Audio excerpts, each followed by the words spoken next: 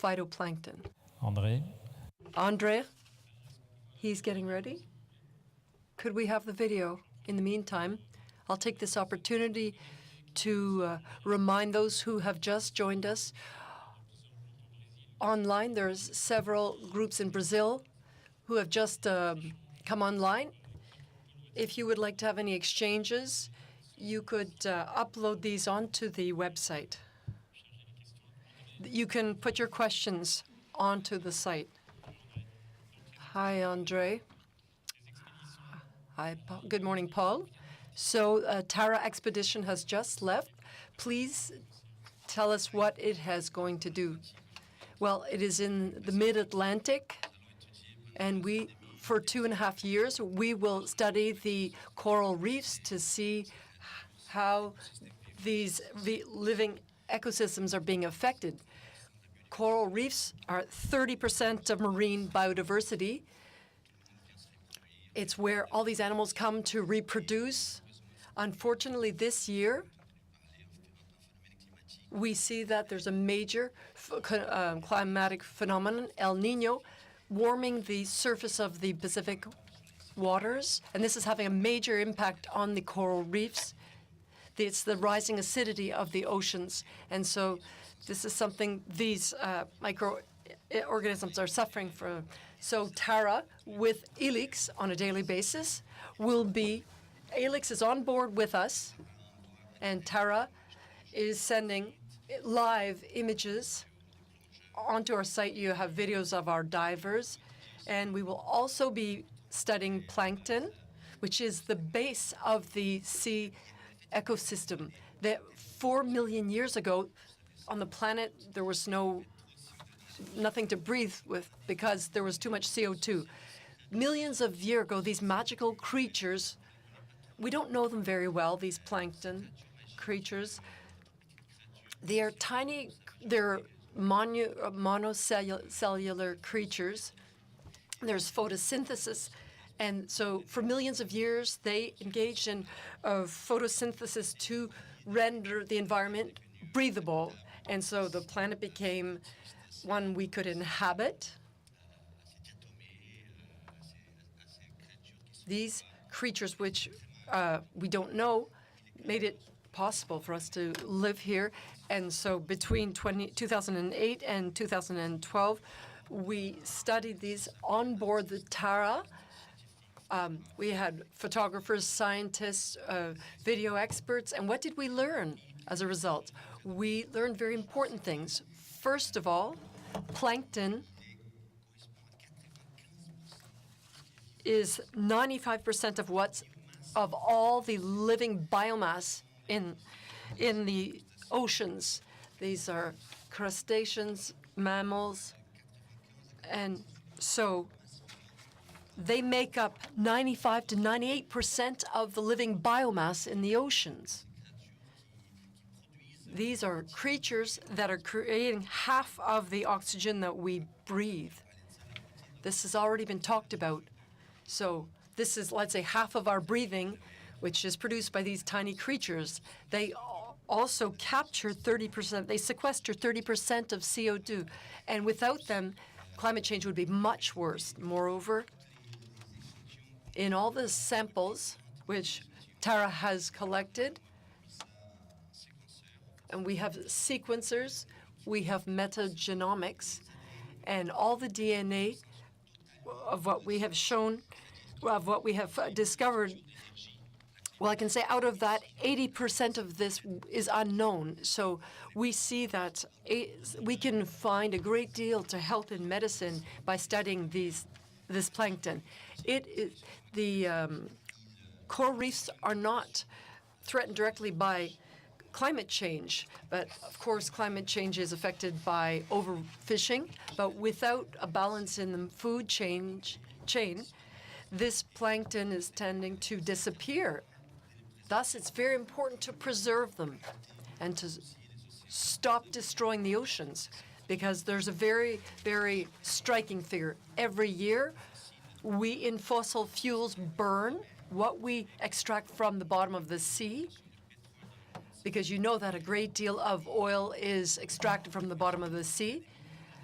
This corresponds to millions of years of these animals, which live 2 to 3 or 4 or 5 years, and they are fossilized when they go to the bottom of the sea.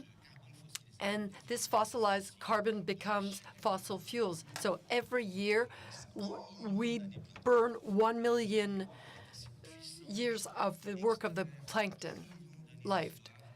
So we are burning this 1 million years of plankton life. So we really have to put an end to the use of fossil fuel, and we have to stop overfishing so that the plankton can continue to carry out these, what we call ecological services, not just for the oceans and sea animals, but also for us to be able to keep living.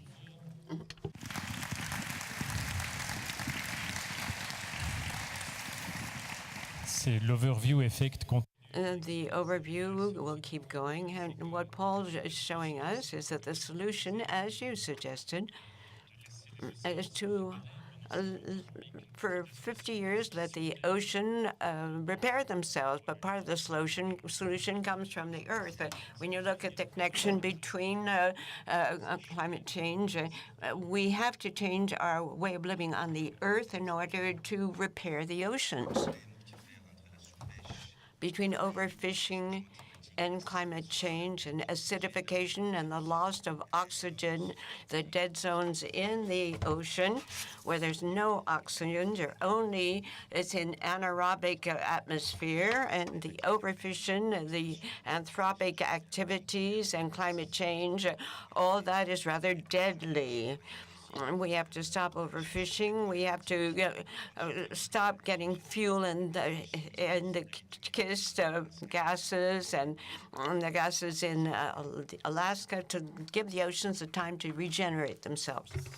Well, it's true that if there's no phytoplankton, we're not here. We can't survive, and so it's about increasing awareness to get people to understand the link. Oh, sorry.